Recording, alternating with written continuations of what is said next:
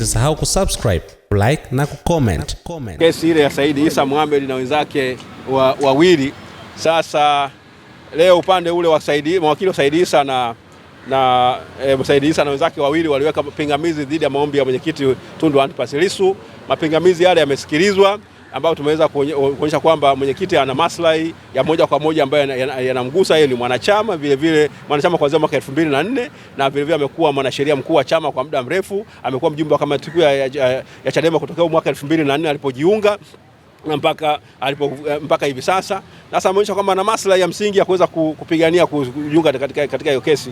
Lakini sasa upande wa pili ule unapinga, unasema kwamba inatosha tu kwamba kuna bodi ya wadhamini na katibu mkuu wa chama. Yeye anasema yeye kwa kuwa ni mwenyekiti wa chama na ndio ambaye ni mwenyekiti wa vikao vyote vile vikuu vya chama, ana maslahi ya moja kwa moja ya kushiriki katika hiyo kesi. Jaji amesema kwamba basi atatoa uamuzi wake siku ya tarehe 3 ya mwezi wa 3 mwaka 2026 saa 2:30 asubuhi. Ili kwa wa kwanza kupata habari zetu, tafadhali usisahau kusubscribe, like na kucomment.